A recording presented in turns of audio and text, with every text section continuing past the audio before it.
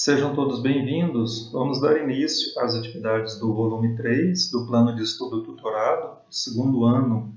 Então, vamos avançar aqui para as atividades da primeira semana deste Plano de Estudo Tutorado, PET volume 3. Então, aqui na semana 1, nós temos aqui a introdução, onde o redator dá algumas informações aí sobre a literatura produzida por escritores e escritoras negras. Diz que essa literatura, ela tem como toda literatura, tem uma certa especificidade, ou seja, ela representa a identidade daqueles que a produzem, da comunidade, da época, do tempo, do lugar, etc. Portanto, por tudo isso, ela é um recorte, torna-se um recorte interessante na produção literária brasileira e, portanto, da sociedade brasileira também. Então, aqui na atividade número 1, temos aqui uma poesia, Voz das Mulheres. Não vou fazer a leitura, pressuponho que vocês já tenham lido, e vamos avançar aqui. Esse poema é da autora Conceição Evaristo. Ele foi publicado aqui em Poemas da Recordação e Outros Movimentos, de Belo Horizonte. Então, número 1. Numerar a segunda coluna de acordo com a primeira. Quais são os lugares habitados pelas vozes das mulheres no poema de Conceição Evaristo? Então, a autora, se nós voltarmos lá no poema, vocês já devem ter lido, se não leram, vão ler agora.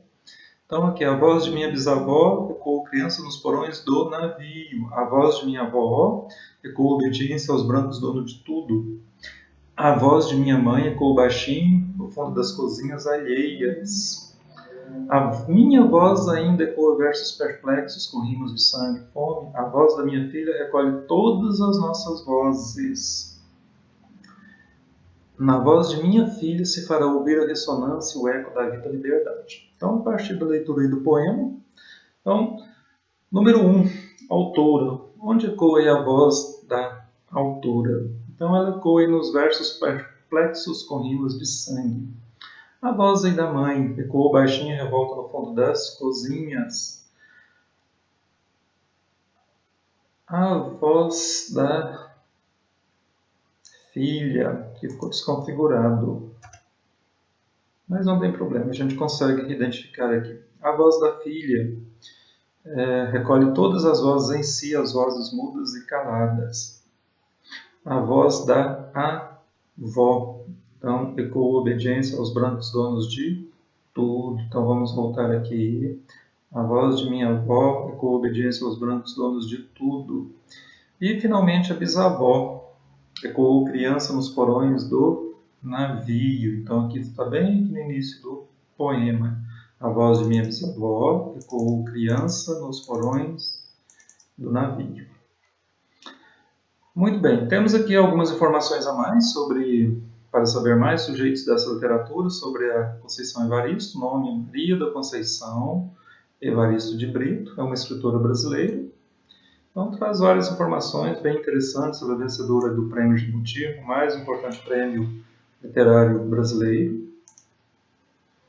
E espero que vocês leiam aí na apostila, se não tiver lido ainda. Se já tiver lido, muito bem, parabéns a todos. Vamos aqui na atividade 2. Então, aqui nós temos 2 poemas. Um do Manuel Bandeira, Irene no Céu. Ele é de 1936. E o outro, Que Não Dizia o Poeminha do Manuel, do Márcio Barbosa. E os dois eles dialogam entre si. Então, a partir desse poema aqui que o Manuel Bandeira compôs, o Márcio Barbosa vai tecer, ele vai estabelecer um diálogo com os versos do Bandeira. Então vamos aqui para as questões. Letra A. Quais diferenças você consegue perceber entre os 2 poemas quanto à linguagem utilizada? Bom, então ambos utilizam uma linguagem mais próxima à coloquial, falada no dia a dia, sem se ater ao uso rígido das normas gramaticais, de concordância e de pontuação. Então, se nós voltarmos aqui nos poemas, se nós lermos aqui com bastante atenção, vamos perceber aí que é uma linguagem bem coloquial mesmo, bem utilizada aí no nosso cotidiano. E ele não se atém também, nenhum dos dois autores, a essa rigidez do uso da pontuação, das concordâncias, etc.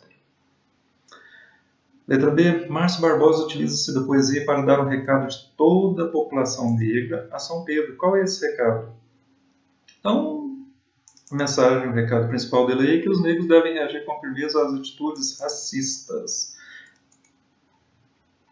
Muito bem. Avançamos aqui na letra C. Você sabe quem foi Manuel Bandeira? Cite pelo menos 3 livros que ele escreveu. Então, Manuel Bandeira foi um poeta modernista brasileiro. Por que sabemos que ele foi um poeta modernista? Se nós voltarmos aqui, olha, 1936, isso aí é a época dos autores modernistas brasileiros. O modernismo começou no Brasil lá em 1922, oficialmente. Então, é um movimento de inovação da literatura brasileira que ocorreu lá na primeira metade, principalmente na primeira metade do século XX. E as obras, 3 livros que ele escreveu, temos aqui A Cinza das Horas, de 1917, Estrela da Manhã, de 1936. Estrela da Manhã é de onde esse poeminha aqui foi retirado.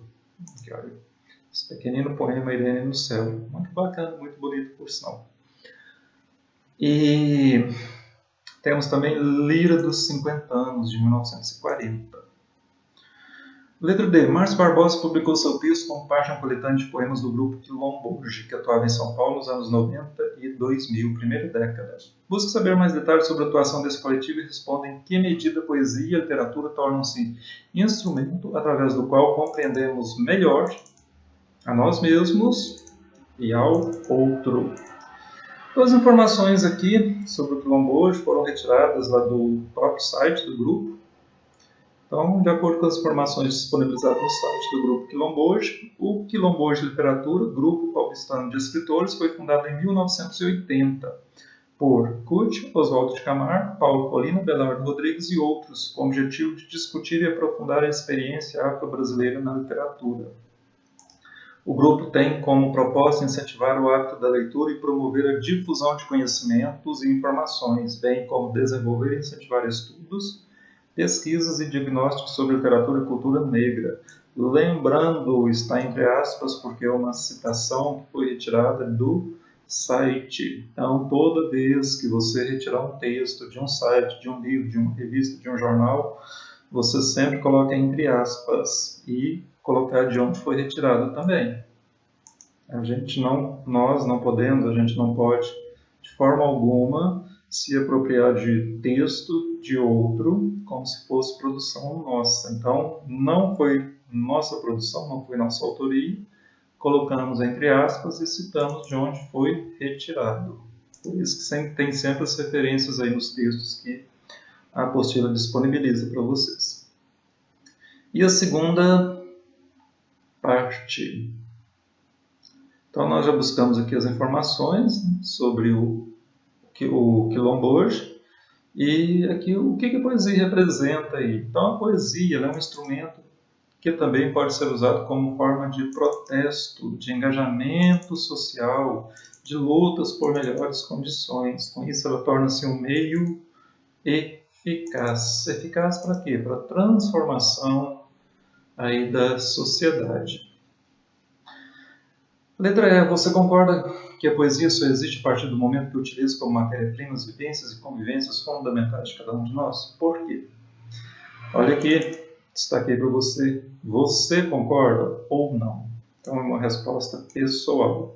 Aí você vai pensar se a poesia, por que ela existe? Ela só existe a partir desse momento que ela utiliza as vivências, as convivências, aquilo do dia a dia das pessoas, de cada um de nós, o seu dia a dia. Ela só existe por isso. O que a poesia significa? O que ela significa para você? Que transformações a poesia pode ajudar a fazer? Em que grandes momentos da nossa sociedade os poetas estiveram envolvidos? Vamos lembrar aí, por exemplo, Castro Alves, muito envolvido com o movimento da abolição dos escravos lá no século XIX.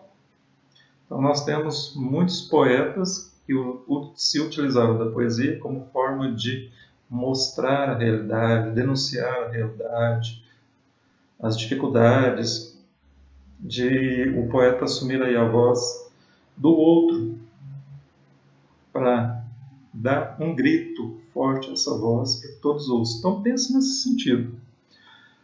Muito bem, terminamos aqui a primeira parte, primeira semana. E deixa aí no vídeo o seu like. Se você ainda não se inscreveu, se inscreva aí na página do professor Nilson. E até a próxima semana.